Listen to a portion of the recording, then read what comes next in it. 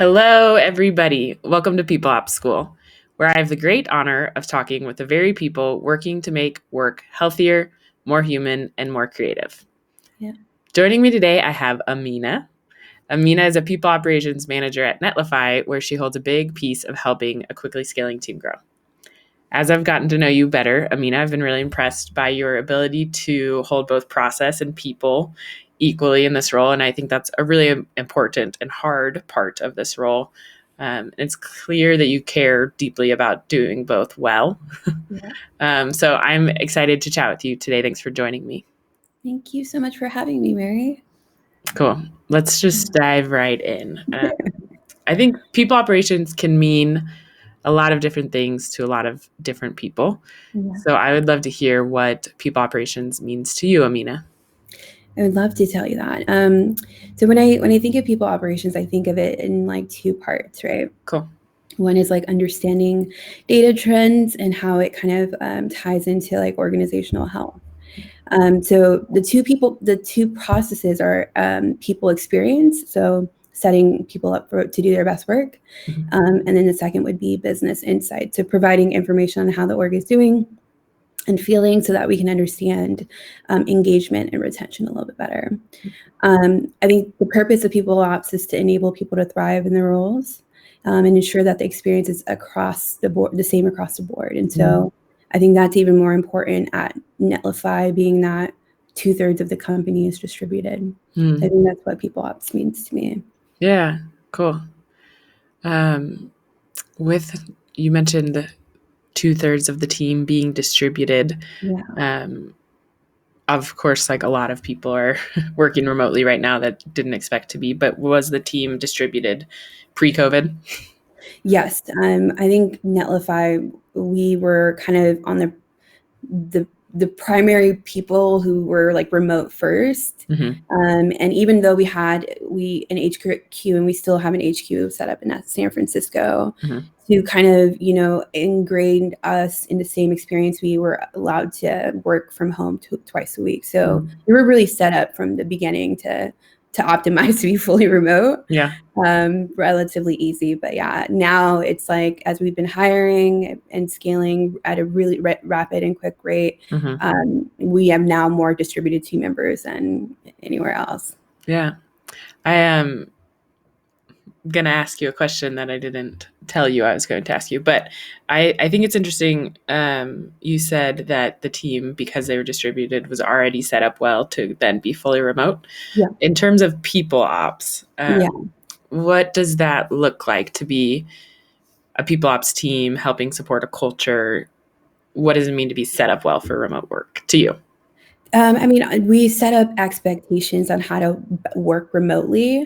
One thing that we've done is we want to make sure our perks, our equipment, our setup is consistent across the board. So A, setting people up for tips on how to better work remotely, and then B, making sure that all of like our offerings from a benefit perspective is consistent. So a monitor, a desk, like ergonomic, like, mouse, a web camera to be able to like take your Zoom calls. And so we're trying to streamline that as like as well as we can. And it's an iterative process, but that's one thing that we've done to kind of help us set up each other up for success. Cool. I thought your initial breakdown of people operations was really interesting in those like two paths of taking care of people and also thinking about like business. I'd love to learn more about specifically your role as people operations manager at Netlify. And maybe kind of like what that looks like on a high level. And then I'd love to maybe get like really granular and hear like a walkthrough of your calendar yesterday. Yesterday? Oh my God. Okay. Let's start high level. Just kind of like what are some of your goals as a people operations manager at a quickly growing team?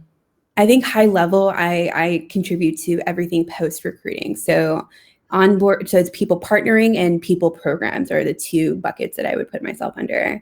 So onboarding, offboarding, partnering with, with managers in terms of coaching, PIPs, just checking, making we're developing them on an accurate speed.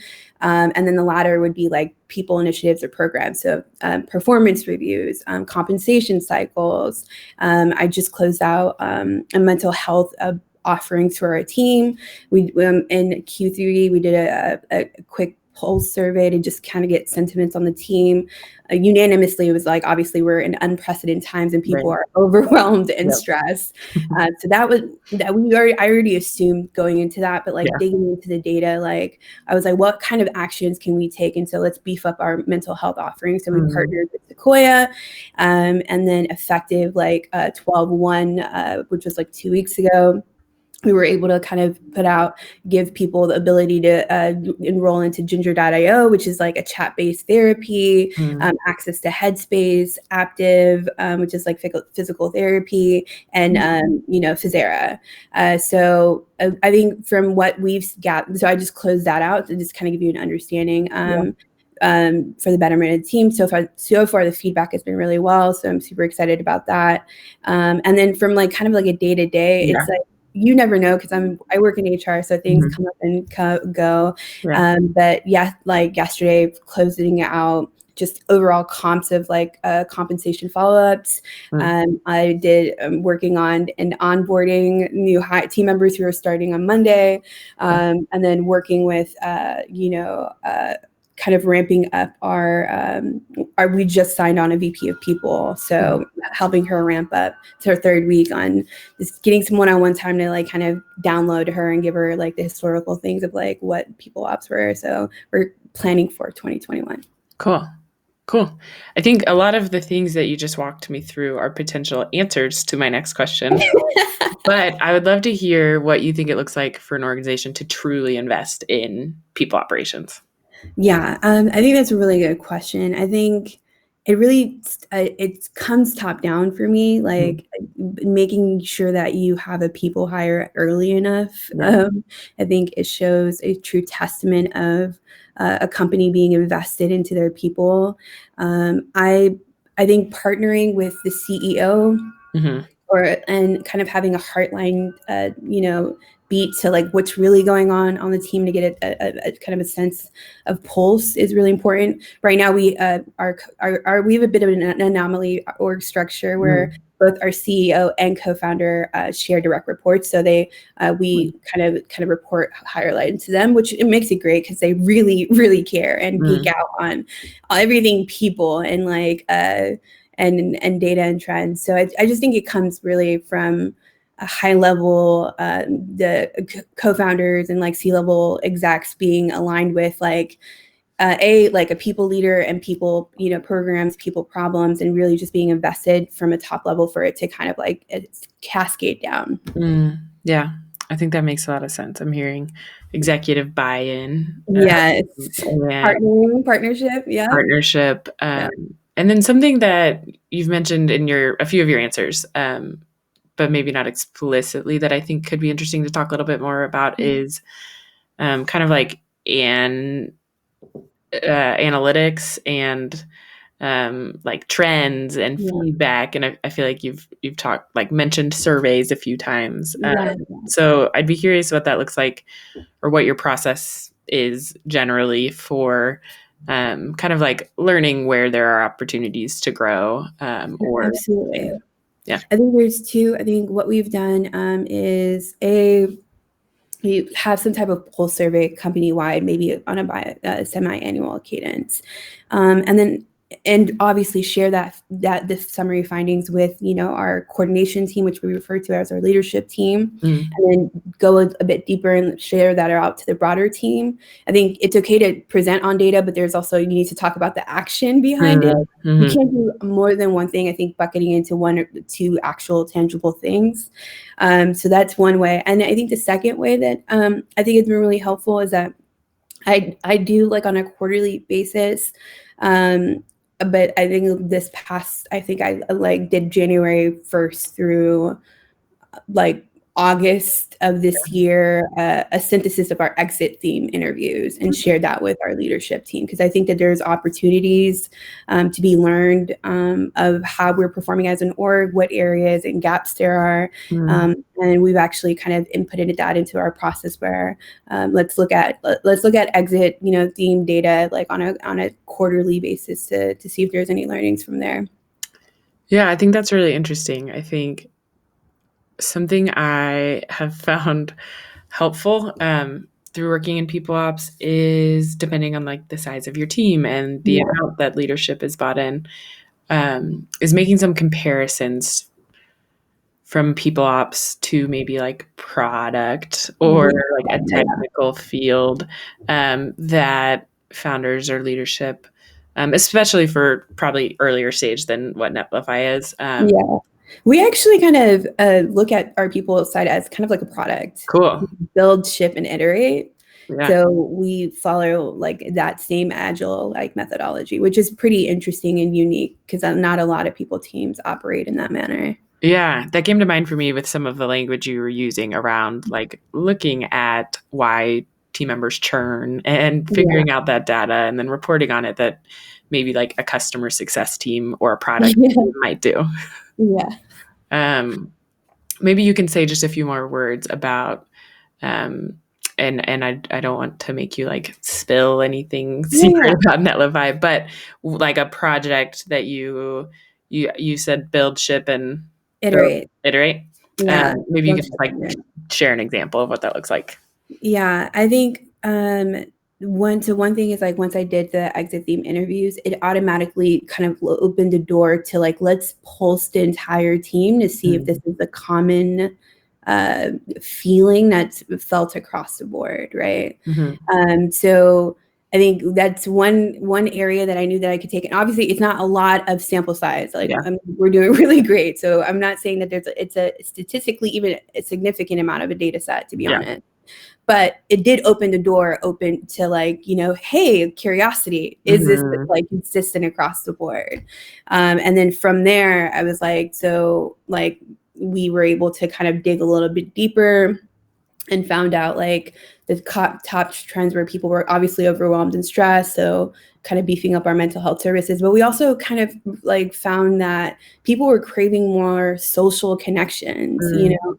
And so we then kind of wanted to look a little bit deeper on that and like, what can we do in terms of like making sure that we kind of allocate budgets for team budgets or have, you know, more like company-wide social events so that there is that connection outside of work. Because what we realized also, the one thing for COVID as well as people teams, there's been a unanimous amount of like stress overall. But what we've noticed is that because home and work lines are being so blurred, that people are not taking time off, which is exasperating people's stress. And so how are we communicating to our team what the expectations of PTO are? We're not doing a good job. So now tracking how much time people are taking off and then working with managers to like, hey, so-and-so hasn't taken enough time off, please like encourage them to do so. Even if it's like a mental health day, you know what I mean? So those were 3 tangible things that we got from the data. And then like we kind of iterated on rolling out some type of action plan across the board. And so now that we've done that, the goal is to pulse the team again, beginning of the new year, to see if there's differences in the data. Cool. I love that. I really appreciate your like focus on the data.